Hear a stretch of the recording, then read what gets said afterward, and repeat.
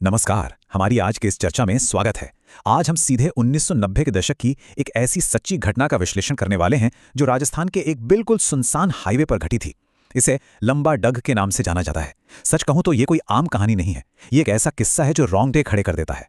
तो चलिए देखते हैं कि जब इंसान का सामना किसी ऐसी शक्ति से होता है जो हमारी समझ और विज्ञान से बिल्कुल बाहर हो, तो आखिर क्या होता है। रात को इस रास्ते पर रुकना मत, ये शब्द समीर की मां ने कहे थे। रात के 2:30 बज रहे हैं और चारों तरफ घना अंधेरा है। यह चेतावनी अब किसी काले साये की तरह उस गाड़ी पर मंडरा रही थी। एक ऐसी सड़क की कल्पना की जा सकती है जहां हेडलाइट की रोशनी के अलावा मीलों तक सिर्फ और सिर्फ सन्नाटा हो। ऐसे माहौल में मन में अजीबोगरीब ख्याल आना बहुत ही स्वाभाविक सी बात है। अब आते हैं रात के इस सफर पर। राजस्थान का वो नेशनल हाईवे जहां सड़क के दोनों तरफ सिर्फ रेत और कंटीली झाड़ियां हैं, ना कोई आबादी ना कोई और रोशनी। गाड़ी के अंदर रेडियो पर बहुत ही हल्का हल्का संगीत बज रहा है और बाहर का सन्नाटा इतना भारी है कि उसे महसूस किया जा सकता है। ये वो जगह है जहां असली दुनिया और इन पुरानी किंवदंतियों के बीच की दीवार बेहद पतली हो जाती है। यहाँ दो दोस्तों की सोच में जमीन आसमान का फर्क देखने को मिलता है। एक तरफ है अजय, एकदम प्रैक्टिकल सॉफ्टवेयर इंजीनियर, जिसका माइंडसेट बिल्कुल आज के 2026 वाला है। उसके लिए ये भूतिया कहानियां सिर्फ डर हैं या किसी नीलगाय का भ्रम। वहीं दूसरी तरफ है समीर, थोड़ा डरपोक और आसपास की चीजों को लेकर बहुत ही सजग। वो आज भी 90 के दशक की इन पुरानी लोक कथाओं और अपनी माँ की बातों को पूरी गंभीरता से लेता है। लेकिन तभी इस सफर में वो अजीब सा साया नजर आता है।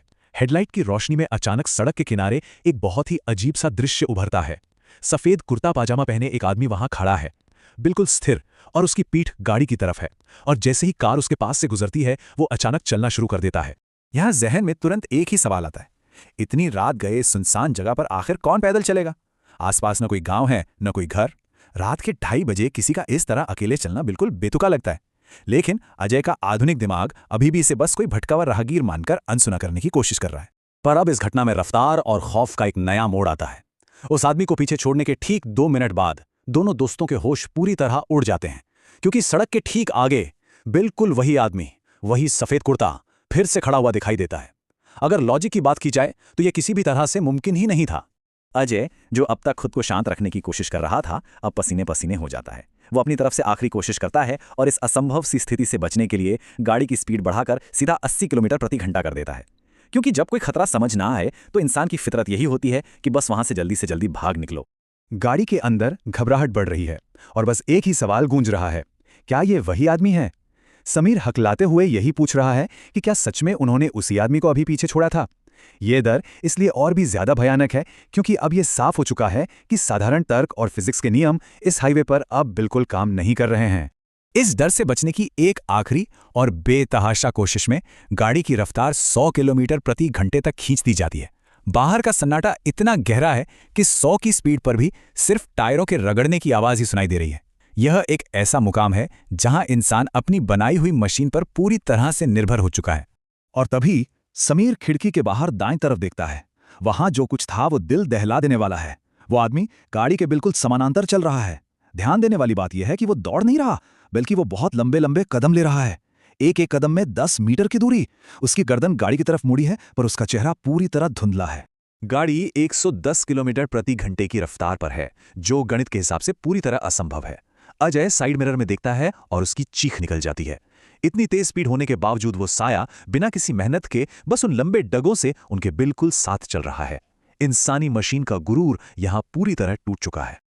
अब समय आता है सबसे खौफनाक आमने सामने का। वो परछाई जो साथ चल रही थी अचानक एक लंबी छलांग लगाती है और सीधा उस तेज रफ्तार गाड़ी के ठीक सामने आ जाती है। उस अफरा तफरी वाले पल का अंदाजा लगाइए। साया सामने कूदता है, एकदम जोर से ब्रेक लगता है, धूल का गुबार उड़ता है, सामने कोई नहीं है। लेकिन तभी छत पर एक बहुत जोर की धप आवाज आती है, जैसे कुछ ऊपर गिरा हो। गाड़ी की छत थोड़ी दब जाती है और अगले ही पल विंडस्क्रीन के ऊपर से एक उल्टा चेहरा धीरे धीरे नीचे लटकता है। उसकी आंखें पूरी तरह सफेद हैं और वह एक बेहद अजीब, सूखी और शैतानी हंसी हंस रहा है। डर और घबराहट के उस आखिरी पड़ाव में अजय लगभग अपना संतुलन खो बैठा है। वो पागलपन में तुरंत रिवर्स गियर डालता है और पूरी ताकत से एक्सीलरेटर दबा देता है। कार तेजी से पीछे की तरफ भागती है और देखते ही देखते वो भयानक साया हवा में ही कहीं गायब हो जाता है। अब एक लंबी सांस लेने का वक्त आ गया है, क्योंकि अब सच्चाई सामने आने वाली है। सुबह हो रही है। दोनों दोस्त किसी तरह सदमे की हालत में एक पुलिस चौकी पहुंचते हैं। वे बुरी तरह कांप रहे हैं।